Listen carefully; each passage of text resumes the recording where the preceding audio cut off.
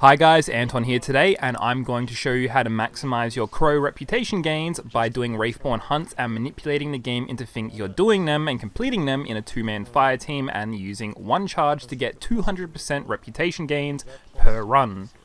Because of the nature of this cheese and glitch, it may seem a little confusing, so what I'm going to do is I'm going to list it out in the description for you. That way, if you don't understand what I'm saying, you can just see step-by-step guides on what I'm doing and how to do this completely.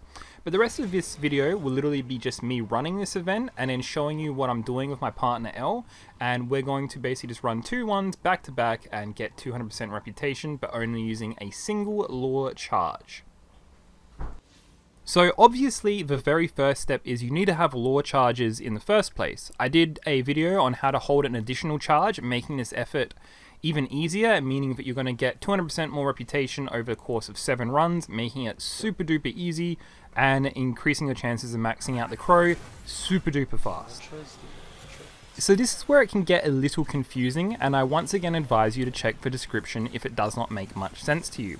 What we need to do is be in a 2-man fire team with as many Cryptolith lure charges as we can have. That way we can get more reputation and work towards at least the crow level 4, where we're going to get more reputation gains from doing Wraithborne hunts.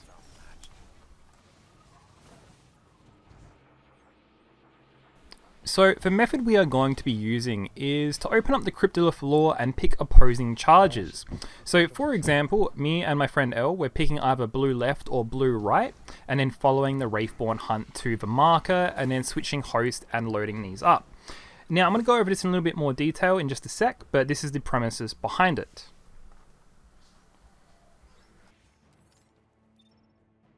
So whilst you are communicating with your partner, if you do happen to see one of your lure charges rewards you with Recon data rather than a armor piece or a weapon, it is best to use that one instead, as when you have full reputation boost from the season pass and level 4, a Recon data reputation boost will give you plus 19 reputation after completion. So as you can see, I have picked Savek, which is the left one, and my friend has picked HKD11, I think it is, on the right, meaning that once we finish this and pick up our hunt, our trails will both lead to different areas. My friend to Savek's Cut and me to Freehorn's Gulch.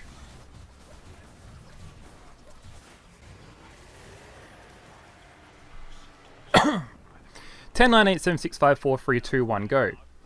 So this is the part I have to stress, and I mean absolutely stress the most.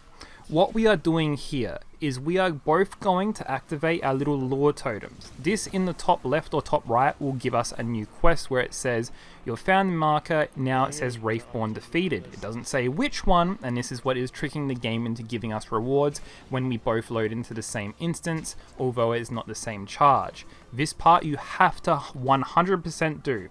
So as you can see, with my fail driving, we're going to drive around, we're going to activate the lure, and then I'm going to switch to my partner's lure, and we are going to start doing that right away. Now, I really need to stress this. You need to see that in the top right where it says new quest started and Wraithborne defeated.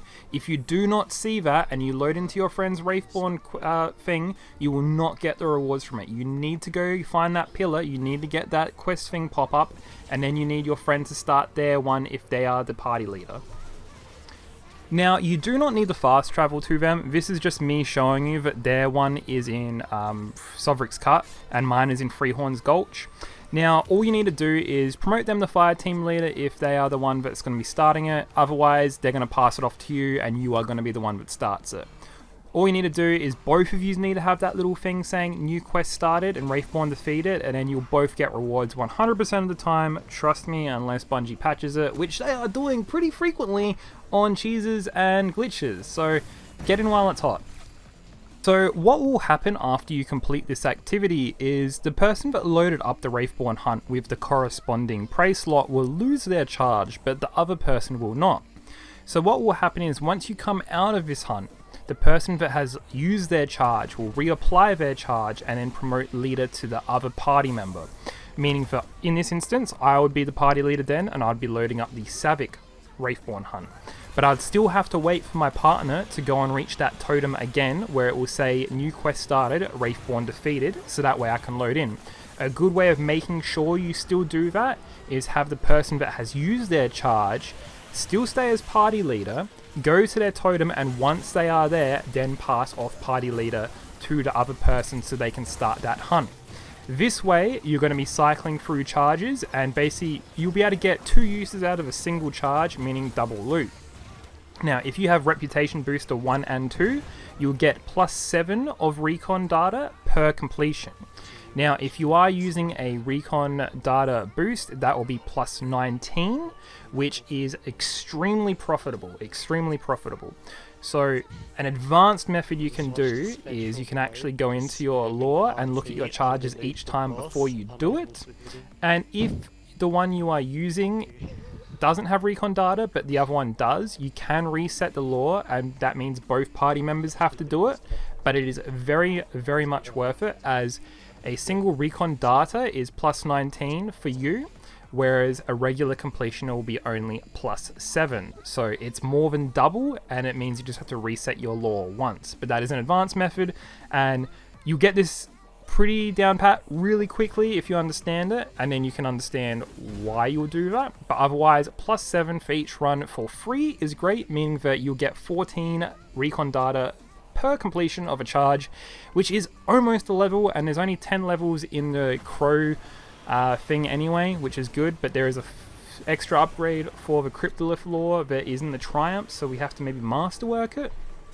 But anyway, so that is the guide. I'll definitely put all of the information down in the description below. That way, if I didn't make sense on one part, or you didn't understand it completely, you should be able to read through it in a step-by-step guide, and it'll hopefully make more sense there, as I'm pretty bad explaining stuff.